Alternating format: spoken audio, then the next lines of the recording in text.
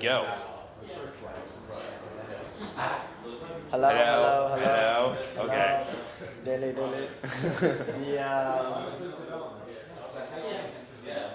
Okay. This always happens when I give presentations. This is fair. Yeah, it's all right. It happens. Pops. Oh, I'm sorry. I forgot. All right. All right, sorry for the delay, guys. So we are about to give you an educational glance into aeroponics and their functionality in a business setting, let's say. So this is the system that we used. So we took Rockwool cubes and we planted it into the lid of the, I guess it was a 3-gallon bucket or a 5-gallon bucket, I'm not sure. And then we used the pump to circulate water, and that's the traditional aeroponic system. So It was pretty rudimentary. I mean, there was definitely some issues yeah, with it. which we'll address at the end. So on September 12th, we planted catnip and spearmint.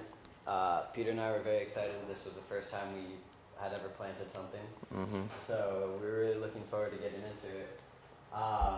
When we transferred the cultivars into the system, the water was measured at 23 degrees Celsius, and we had a pH of 6.4. We then treated it with Maxigrow, I think it was hydroponic fertilizer, which had 10-5-14 nutrients. What do 10, 5, and 14 refer to?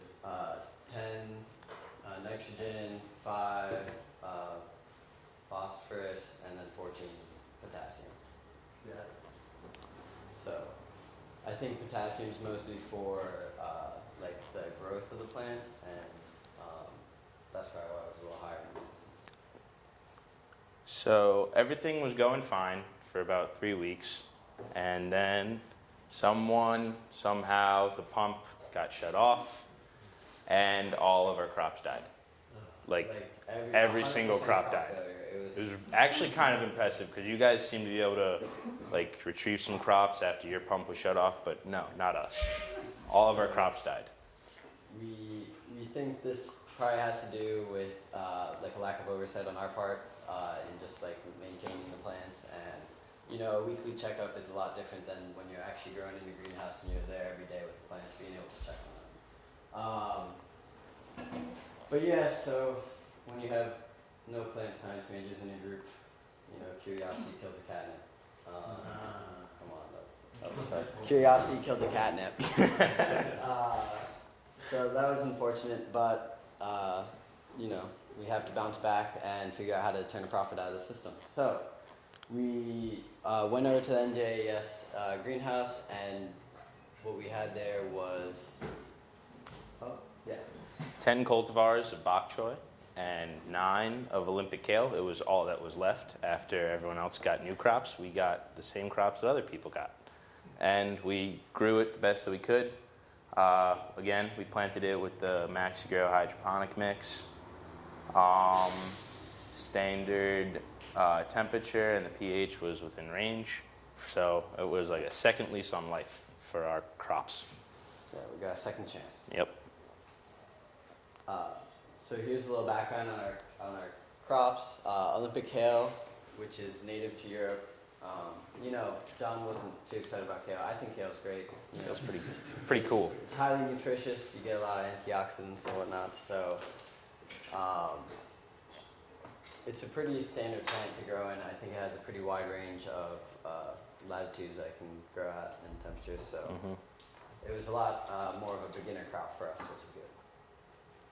And then bok choy, which comes out of Asia. One interesting little tidbit of info I found out was that it's one of the healthiest plants that you can grow. I didn't actually know that until researching for this PowerPoint. So, but again, rather easy to grow, I guess, compared to catnip and spearmint, and resilient for sure. I just see the bok choy actually grew particularly well in these systems. I think we noted that in the vertical hydroponic systems as well. It just had a lot of volume and yield from the same nutrients they were providing to all other crops. So this is when we, transferred them to the aeroponic system. This was their heights. I have a graph to kind of show you guys all of this later, but the averages were as followed. The kale started a little larger than the bok choy, but some changes. So here's some nice little pictures. They're pretty cute in these, very manageable. We were pretty happy with this. You can see the rock wool as the media that we used. Here's the kale. What's interesting to note is that while it started off with this nutritious purple, it kind of lost some of that as it continued in the system. Mm-hmm. So now, Come closer. Say? Come closer. All right. Dennis heard that. so so here's our table from the next week. It was pretty standard growth throughout the process. It started off a little slow, then it kind of, not really bolted, but took off in later weeks. So we'll kind of click through this. More pictures. I mean, steady growth throughout. Like, it was growing about 2 inches every time or 1.5 inches to 2 inches every time we checked on the system. So we were pretty happy with that. No real changes in color over time for the pak choy, but the Olympic kale, I mean, as we talked about, got a little bit lighter in color, turned from like a darker purple to greenish. It's still darkish green, but exhibiting some lighter colors.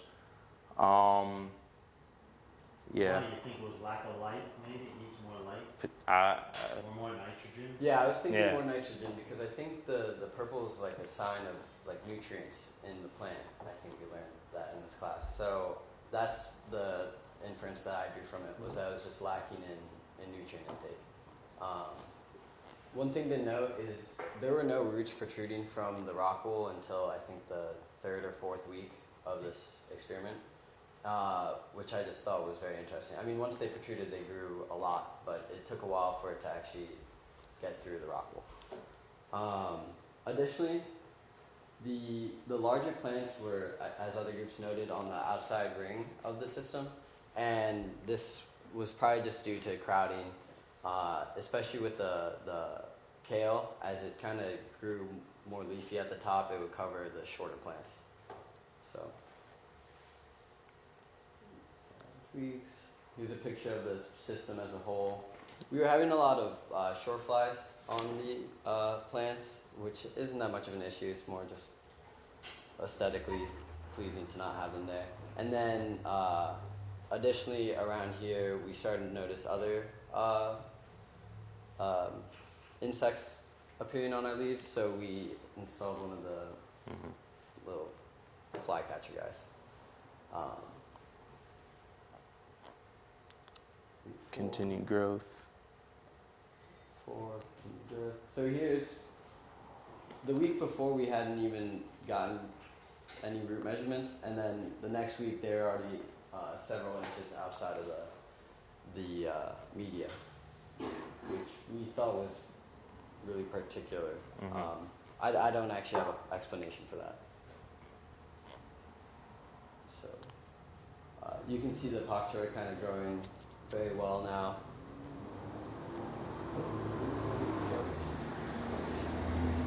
So after that week, that was when we transplanted it, and we actually harvested, I believe it was 7 and 8 of the plants, and left 2 for the hydroponic system. From that, we actually yielded a pretty low amount of plant matter, which I just believe is a result of them growing for a lot less time than most of the other groups. I mean, we had a 3-week handicap for these plants. Yep. So. What happened here? I'm missing a picture. Alright. So here are the ones, once the plants had a little more space to grow, we thought that they would possibly grow quicker. But between weeks 4 and 5, I only noticed a 0.8-inch increase on average between the 4 plants, which was actually a little lower than what we had noticed before. I'm not sure if it had to do with the nutrients that we were providing. Maybe we didn't fertilize as regularly as we should have. But I was really expecting to see more of, like as other groups did, more of a jump in growth when they had more space to do so. But it wasn't noted. This is our kale.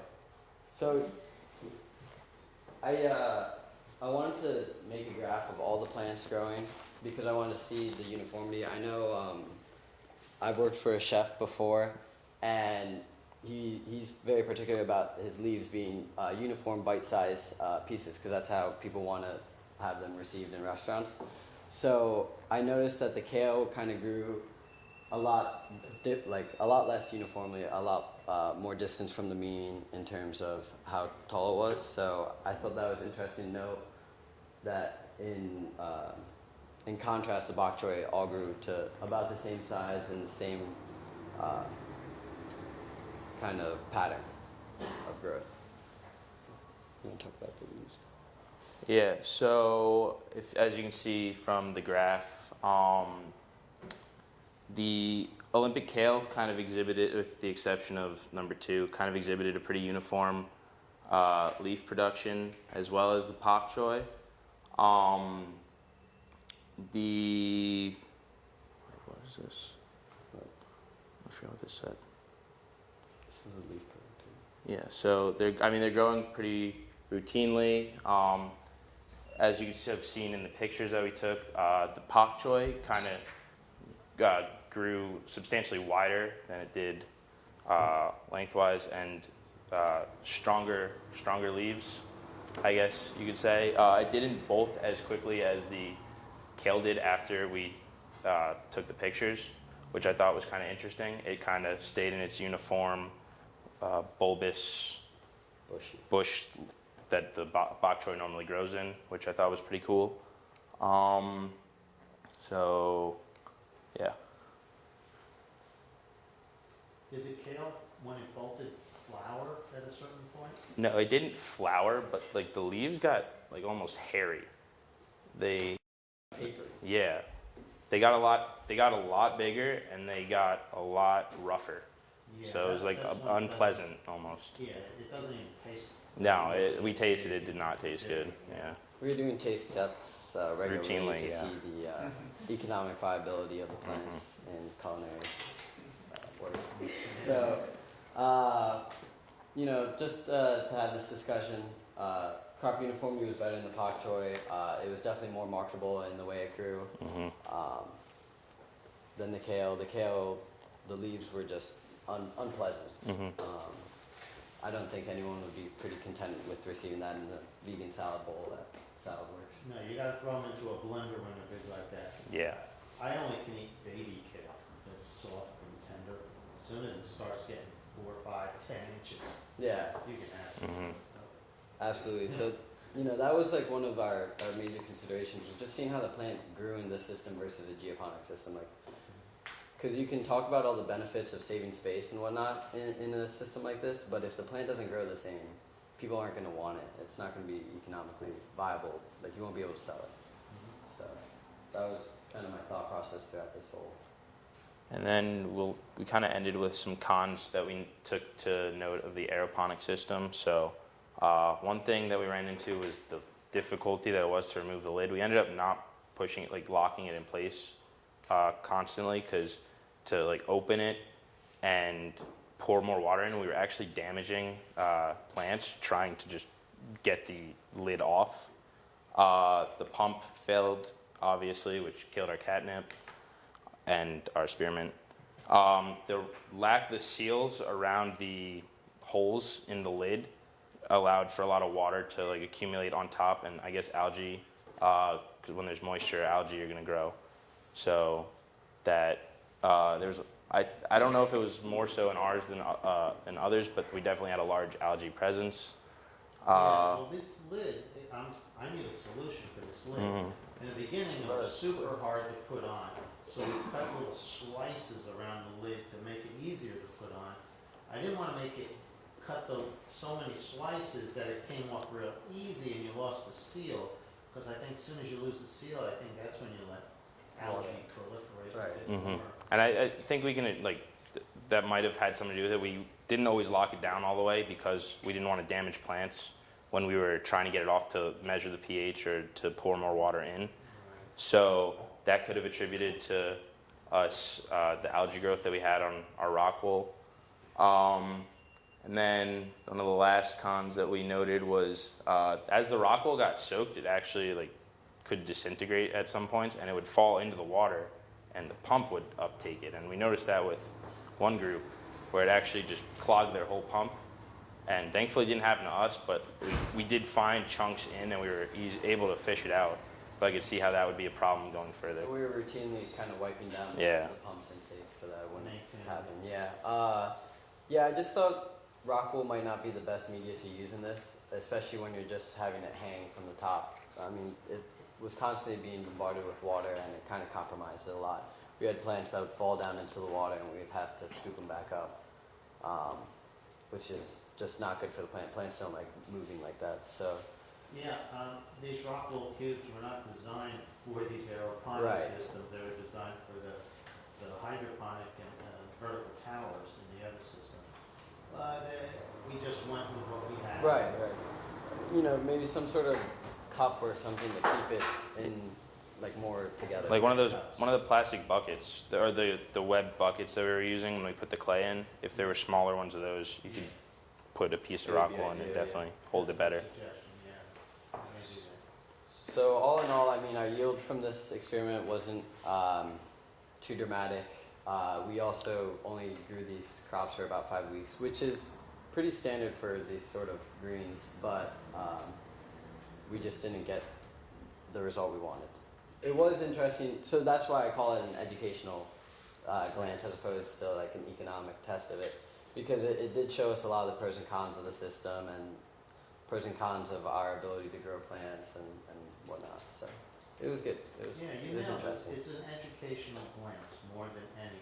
Right. To show you some of the commercial challenges if you're ever to ramp up, but mostly just an educational thing. Boy, you learned a lot. And sometimes you learn the hard way. Definitely learned a lot. Definitely learned a lot. So that's I- oh. Yeah, we're excited and then we're good. Yep.